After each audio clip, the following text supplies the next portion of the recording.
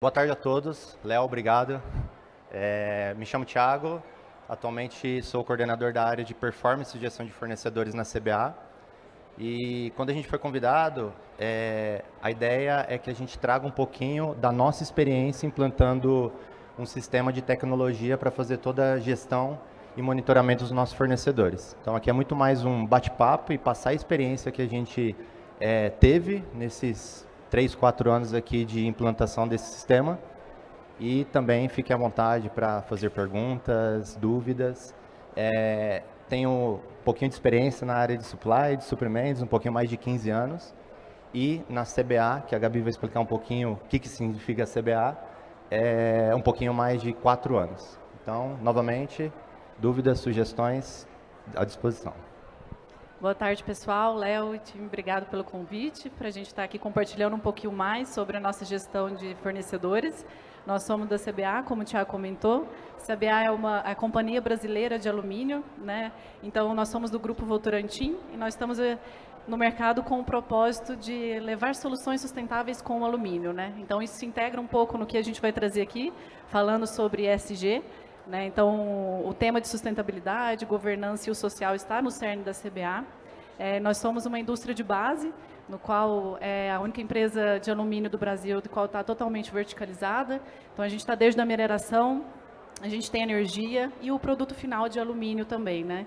E isso se integra muito aqui, trazendo desde a complexidade da produção, quanto a complexidade da gestão, especialmente de fornecedores, gestão documental, do qual a gente tem. Nós vamos trazer um pouquinho mais sobre como a gente conseguiu, através principalmente do software que nós vamos comentar aqui, que é o do Lincana, trazer essa gestão mais rápida, né? Então, como o próprio título aqui, 80% mais rápido, né? Então, pode começar aí trazendo o tema, Thiago. Legal. Só para saber um pouquinho aqui, quem hoje trabalha na área de suprimentos, se puder erguer a mão? Só para a gente ver. Legal. Geral mesmo. Cerca de 70% do público. E em gestão de fornecedores? Pouquíssima. Os clientes estão aqui. Os clientes, Então, estamos um pouquinho do outro lado aqui Na CBA, a gente tem um propósito, além de todos esses que a Gabi comentou, de sustentabilidade, a gente busca muito trazer automações. Então, foi um pouco do cerne que a gente vai trazer aqui a discussão, como a gente pode otimizar os nossos colaboradores, trazendo tecnologia para o nosso dia a dia. E aí a gente vai contar um pouquinho da experiência desde lá de 2020, quando a gente trouxe a Lincana e o porquê para dentro da CBA, e até os dias atuais. Então, a gente vai fazer uma linha do tempo ali para vocês. Então, trazendo lá em 2020, a gente demorava 1 mês e meio para homologar um fornecedor. Então, a gente até estava brincando semana passada, é surreal. A gente fazer o time de suprimentos, esperar 1 mês e meio, 42 dias, para um fornecedor estar ativo no SAP, que hoje é o nosso ERP, para ele poder negociar, comprar serviço, contratar serviços, comprar material. Então, é algo que não entrava muito na nossa cabeça. E também, a gente, nesse momento, não tinha um software específico para homologar os nossos fornecedores e fazer monitoramento. A gente trazia toda a documentação, basicamente técnica, para dentro do Ariba, que não é uma ferramenta específica de homologar e monitorar os fornecedores. E também a CBA, naquele momento, estava se preparando para entrar na B3, para abrir capital. Então, a gente abriu capital ali no meados de 2021, e para dar segurança para os nossos processos, a gente precisava ter um sistema robusto e que nos desse a segurança. Quando a gente pesquisou no mercado quais ferramentas a gente tinha, naquele momento, não havia muitas ferramentas que faziam especificamente esse processo de homologação e monitoramento de fornecedores. Aí quando a gente encontrou o Lincana, então junto com o Léo ali, eu acho que a gente foi o 3º, 4º cliente dele, a gente bateu cabeça junto, evoluímos juntos, então foi bacana esse trabalho que a gente fez ali no início. Então, naquele momento, deu match, o que a gente estava buscando versus o que a Lincana também estava oferecendo. Então, a gente contratou, ou decidimos contratar a Lincana ali, principalmente pelo monitoramento da documentação dos nossos fornecedores. Nossa base no SAP, como qualquer empresa grande aqui, a gente tem mais de 22 mil fornecedores cadastrados no SAP. E a gente precisava começar de alguma forma. Então, o que a gente fez? Em 2020, a gente fez um recorte ali em 2020, todos os fornecedores que a gente teve algum tipo de spend, a gente congelou essa base e homologamos começamos a homologar cerca de 2.500 fornecedores. E, além desse recorte que a gente fez, a gente homologou todos aqueles que foram entrando no decorrer de 2021. Ou seja, em um ano, a gente homologou cerca de 3.000 fornecedores ali dentro do Linkana, entendendo um pouco a ferramenta, vendo se estava fazendo sentido aquilo que a gente estava contratando, mas também, somente trazer uma ferramenta não resolveria nossos problemas. Então, a gente teve que mexer no nosso processo também. Então, junto com a área de compliance, a área de suprimentos, aculturamento junto com os nossos fornecedores, a gente, no primeiro mato alto, né, famoso mato alto, a gente reduziu ali o nosso LE de homologação metade, em 21 dias de um ano para o outro. Mexendo em processo, trazendo uma ferramenta tecnológica e também o aculturamento do nosso time de suprimentos. Por que eu perguntei quem era de suprimentos aqui? Porque sempre quando a gente traz uma ferramenta nova, eu já fui de suprimentos também, já vem esse pessoal aqui de gestão de fornecedores, querendo ser stopper do meu processo. Então também a gente teve que fazer todo esse aculturamento. Primeiro, convencer no time de suprimentos que faria sentido a gente ter uma ferramenta robusta que controlasse nossos fornecedores, para ele nos apoiar com os nossos fornecedores também. Então, nós, de gestão de fornecedores, junto com o time de suprimentos, a gente teve que mostrar para os nossos fornecedores quais eram os benefícios dessa plataforma, ou não somente da plataforma, mas na mudança do processo que a gente fez na CBA. E isso trouxe principalmente o que a gente comenta ali, o mindset de ter agora controle regulatório, né?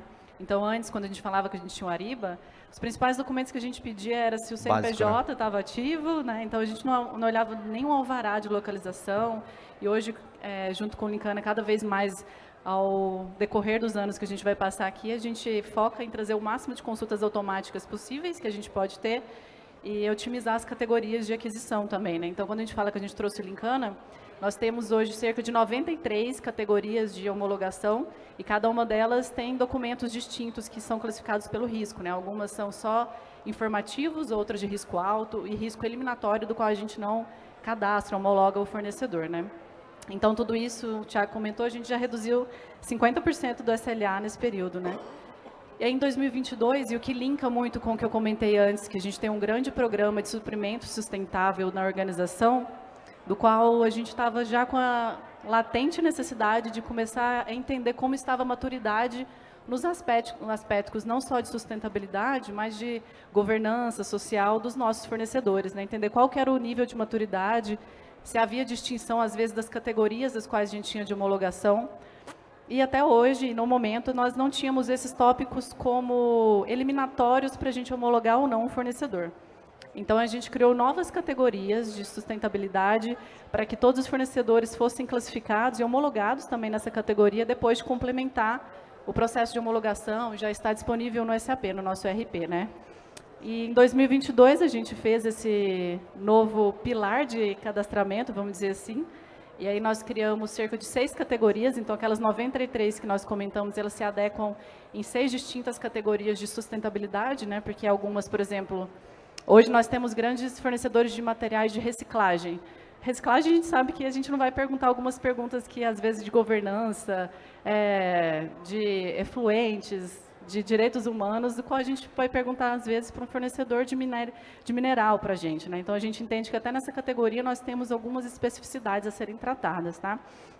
Aqui a gente também estava trabalhando em conjunto com o processo de SLA dos homologações padrão.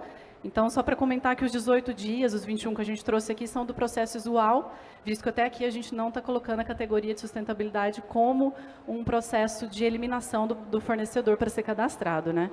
E aí, Thiago, se quiser até me complementar aqui, os 18 dias estão com aquilo que você comentou, governança, aculturamento, a gente reduziu mais 3 dias, mas ainda tinha um grande foco e a gente não estava muito alinhado aqui. E a gente não... Reforçar que a gente não estava... eliminando os fornecedores por ele ser mais sustentável ou não. Aqui era um scan para tentar identificar como que estava a maturidade nos nossos fornecedores estratégicos naquele momento. E aqui a gente tem muito claro quais são os nossos fornecedores estratégicos na CBA. Então, a nossa base hoje tem cerca de 6.000 fornecedores cadastrados e ativos. e estratégicos são 200, sendo que 75% do spend, mais ou menos, Isso. né, estão focados nesses 200. Então, Isso aí. a gente faz pilotos, funcionando com fornecedores estratégicos, a gente expande para toda a base. Mas só salientar que se um fornecedor, naquele momento, se ele era mais maduro ou menos maduro no tema de sustentabilidade, ele continuava prestando serviço ou vendendo material para a CBA, não era eliminatório. Isso aí, até porque um dos pilares do programa, a gente tem agora em continuidade o desenvolvimento dos fornecedores, né? Tanto nesses aspectos de sustentabilidade, quanto a gente já tinha antes daqueles documentos que eram eliminatórios, tá?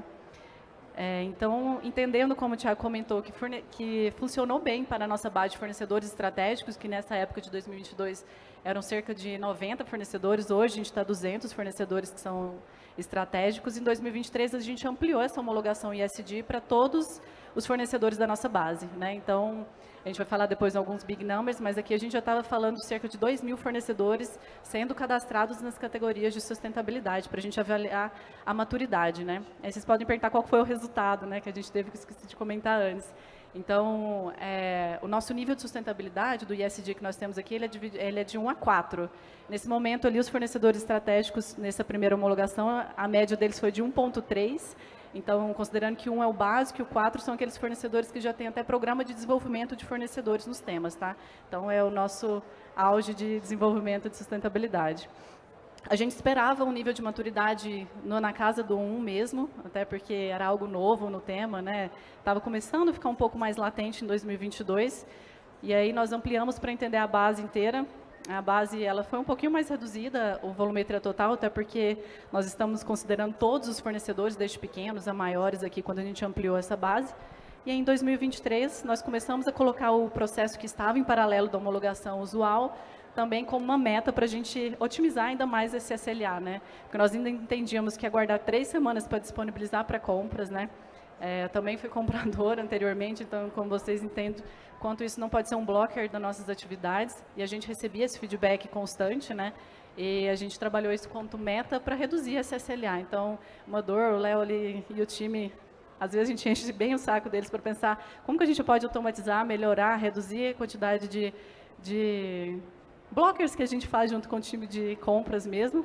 E aí, em 2023, implementando algumas ações focadas muito em follow-up, redução de documentos que não eram tão exigentes para cada uma das categorias, a gente fez uma revisão dessas categorias em 2023 e reduzimos mais 3 dias ali, desde o processo do ano anterior, né? Então, a gente chegou em 14 dias, tá? Aqui que são, todos os dias são em dias úteis, tá? Não, dias corridos, não são úteis, tá? Então, a gente está falando de realmente 2 semanas para o fornecedor conseguir comprar com aquele fornecedor, efetivar lá a contratação.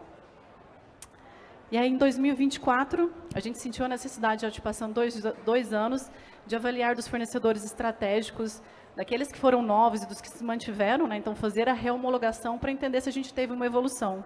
A gente ainda está concluindo, dos 198, faltam 8 fornecedores, dado de hoje, para concluir, para a gente avaliar essa reomologação. Mas a gente já teve uma evolução, a gente chegando no 2, né? Então, que é o nosso médio de esperado aqui da nota. Então, a gente já entende que os fornecedores evoluíram, ou pelo menos estão conseguindo demonstrar mesmo daqueles pilares que eles estão evoluindo nos temas de sustentabilidade, governança e social. E, então, em 2024, além de fazer isso, a gente também está contando com uma simplificação contínua que a gente comentou. Então, de novo, nós fizemos ano passado tanto benchmarks quanto reuniões constantes com o time ali para entender como que a gente conseguia simplificar a quantidade de categorias que a gente tinha, de documentação, reduzir. Nós temos um time hoje terceiro, a gente fala time, mas nós somos, nossa equipe é de 3 pessoas, mais 2 que nos dão suporte nessas atividades de follow-up e homologação, né, o embarque do fornecedor ali no Lincana. Então, a gente também, em paralelo de toda essa avaliação de sustentabilidade que a gente está focando aqui, em paralelo, a gente está ali trabalhando ainda naquilo que virou meta em 2023, inclusive, para a gente reduzir o SLA. E aqui nós reduzimos mais 4 dias, né? Então, aqui a gente chegou em 11 dias, mas ainda assim ficava na nossa cabeça, né, Thiago? 11 dias faz sentido. Os eternos insatisfeitos, né? Pô, 2 semanas ainda para homologar um fornecedor. Isso aí. E chegou no momento que a gente achou que já estava bastante maduro no nosso processo, que a gente quis dar um novo passo, né? Que é começar a monitorar a segunda camada dos nossos fornecedores, que é o famoso Tier 2. Então, desde o ano passado, do final do ano passado, a gente fez um trabalho de novo, com os fornecedores estratégicos para identificar quais eram os principais fornecedores da cadeia deles. E aí, a gente vai entrar na numerologia, mas hoje cerca de 350 fornecedores ali estão sendo monitorados também. O Tier 2, a segunda camada, está sendo monitorado. Começamos com os dados públicos, queremos avançar nisso, mas a gente vê que a gente deu um grande salto no nosso processo também. Então, um resumo aqui, né? A gente avançou na parte básica ali, que é documentos regulatórios, partimos para homologação ESG, SCA em ESG, e agora a gente está na segunda camada dos fornecedores. Bota um, Gabi, por favor. E aí também, isso surgiu de base para que a gente chama de painel performance fornecedores. Então, tudo isso que a gente está comentando aqui, os avanços, monitoramento de documentação, se o fornecedor está devendo documentação ou não, entre outros aspectos, está sendo pontuado na premiação de nossos fornecedores também. Então, desde lá de 2023, a gente começou a medir os nossos fornecedores através de um painel de performance. Novamente, fornecedores estratégicos, que representa 75% do nosso spend. E a gente teve o primeiro evento de premiação de fornecedores nesse ano, baseado nos dados que a gente vem levantando desde 2021. Foi um evento bem bacana, que trouxe a responsabilidade que a gente tem nesse processo perante ao nosso fornecedor. Então, se o fornecedor hoje questiona, mas quais documentos eu estou devendo? Então, meio que em tempo real, a gente consegue mostrar para ele qual que é o documento, o porquê, periodicidade, e isso foi a base para a gente fazer esse evento de reconhecimento de fornecedores. Até para te cortar, mas lembrando, por exemplo, disso do pilar de sustentabilidade que a gente trouxe, desse painel performance que nós temos com fornecedores estratégicos, ele é 20% da nota do fornecedor.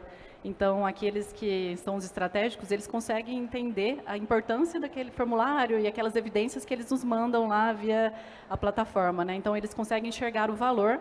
A intenção é de cada vez mais a gente estenda esse conceito e avalie a performance dos fornecedores, mas a gente mantém ainda nos estratégicos, até que a gente vê que faz sentido, até pelo que o Thiago comentou, representa 80% do nosso spend, né? E isso é importante deles verem o valor, né, Thiago? O painel performance hoje é 20% da nota, é essa maturidade dele no pilar ESG, isso aí. Né?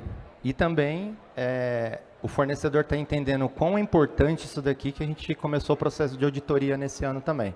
Então, toda a documentação que ele fala que ele é maduro no ESG, ou toda a documentação que ele manda através da plataforma Linkana, a gente começou o processo de auditoria em loco dos fornecedores. Tem tanto em loco, self-assessment, que foi algo também que a gente, para fechar o ciclo, né, de gestão de fornecedores. Então, desde lá do envio da documentação, passando pela performance, homologação ESG, Tier 2, e a gente finalizando agora com a auditoria de fornecedores. E na auditoria é legal de pensar que também a gente colocou os pilares, né? Tem um também pilar que é um diferencial, pilar de governança, um pilar de direitos humanos, um pilar de gestão de sempre efluentes. Sempre pensando né? nas 3 letrinhas lá, né? Isso ESG. aí. E aí, finalmente, a gente chega no 8 dias, que é o year to date, então números que a gente levantou na semana passada, que a gente entende que já chegamos no limite técnico aqui, porque aqui envolve a parte do fornecedor também. Então, toda a parte que é interna da CBA, colocação do fornecedor no Linkana, recebimento da documentação dele, avaliação, a aprovação dentro do SAP, dentro do Linkana, está dentro da nossa casinha, mas aqui também envolve. Se o fornecedor aqui ele demorar 5 semanas, 1 mês, 1 ano para subir a documentação no Linkana, vai estar nesses 8 dias aqui. Então, novamente, a gente precisou fazer ajuste de processo, precisamos fazer ajuste de pessoas, além de um sistema robusto aqui para fazer todo esse acompanhamento. Isso aí. E aí, a gente trouxe alguns números aqui, onde embasa tudo isso que a gente está falando, porque é legal ser mais sustentável, o fornecedor responder mais rápido e tal, mas e no dia a dia? Como a Gabi já comentou, somos 3 pessoas dentro da área de gestão de fornecedores, a gente trabalha com alguns parceiros, Linkana, tem a Cial, que é toda a parte financeira que a gente utiliza, a Level, que é toda a parte operacional, mas aqui olhando para nosso time de gestão de fornecedores, somos 3 para fazer uma gestão ali de 6 mil fornecedores ativos. O que dá embasamento para essa nossa meta, né, de reduzir o SLA, que é o que todos querem também no dia a dia, né? Então, como o Thiago falou, nós temos mais de 10 mil fornecedores hoje homologados dentro do Linkana, né? Que já passaram, né? Que já passaram, né? Que tiveram toda essa avaliação e foram aprovados ou reprovados. Então, é um número significativo, lembrando que cada um desses, minimamente, eles têm 5 documentos, acho que a categoria mais simples é uma de homologação simplificada, ele exige 5 documentações do fornecedor, então a gente está falando de quase 110 mil documentos revisados pela plataforma, né? Então, sejam da revisão que a gente tem o apoio do Lincana, seja da revisão interna nossa, ou seja de revisões automáticas, né? Que é algo que veio para trazer agregar valor na nossa cadeia aqui, que é essas consultas automáticas, avaliações automáticas. Cada vez mais a gente está tentando, né? Até o Léo está de prova ali. O Léo está olhando torto ali para a gente, ó, porque toda semana a gente está atrás dele para automatizar alguma coisa. Isso aí. Então, recentemente, tentando ali, por exemplo, os dados bancários, né? Então, cada possibilidade que a gente enxerga de automatizar e reduzir o tempo, tanto de agregar valor para o nosso processo, a gente está tentando. Então, a gente traz um significativo número aqui, né? Mais de 110 mil documentos revisados nesse período de 4 anos completos, que a gente fala desde a implementação, né? Quando a gente fala daquele Scan ESG, a categoria de sustentabilidade, a gente está falando de quase 6 mil fornecedores que foram avaliados. CNPJ raiz aqui, né? Isso, e aqui a gente avalia CNPJ raiz, né? Então, se um CNPJ já foi avaliado naquela categoria e a gente homologa uma outra filial dele, ou mesmo a matriz, a gente às vezes já homologou a filial, nós não fazemos avaliação de novo, ele vai entrar na nossa reomologação para CNPJ raiz no nosso próximo período, né? E quando a gente comenta do Tier 2, do qual a gente está ainda na avaliação de consultas públicas, mas também está dentro do Lincana, a gente está falando de quase 380 ali já fornecedores que estão sendo avaliados dessa segunda camada, né? Também ali, que a gente comentou, monitorados diretamente na plataforma, passando para nós só para uma disponibilização de avaliação final. A gente nem aprova esse fornecedor, porque são todas consultas públicas, né? Nós temos isso avaliados via dashboard dentro da própria plataforma também. E vale mencionar, né, Gabi, que periodicamente a gente dá uma rodada no mercado para ver o que tem diferente dentro do processo de homologação de fornecedores, não para substituir a plataforma que a gente tem, não para substituir, enfim, para ver o que tem de novo no mercado, até mercado nacional, internacional, para ver o que tem de novo, para ver o que a gente poderia agregar aqui. E o Tier 2 é um exemplo. Então, a gente viu que havia um movimento inicial do mercado no ano passado e a gente quis fazer alguns testes aqui, está indo super bem. Então, sempre a gente está de olho no mercado também para ver o que tem de novo, de inovação, seja no Brasil ou fora do Brasil, para tentar trazer para dentro do nosso processo também. E quando você comenta, é bom falar que a gente falou muito CNPJ raiz, mas nós também temos cerca de 15% da nossa base de fornecedores internacionais, né, focados principalmente nos materiais diretos. Então, quando a gente fala de estudo, a gente conseguiu também trazer toda essa avaliação, até o de sustentabilidade, a gente tem também nas categorias internacionais, né? E as avaliações automáticas, tudo, a gente consegue também trazer isso, porque é um diferencial hoje de mercado e que foi algo que é exigido por nós, porque a gente entende que a maturidade que a gente tem aqui, a gente quer até entender se faz sentido estar no mesmo nível de comparação dos fornecedores internacionais. Então, toda essa avaliação tem esses fatores também incluídos, né, Thiago?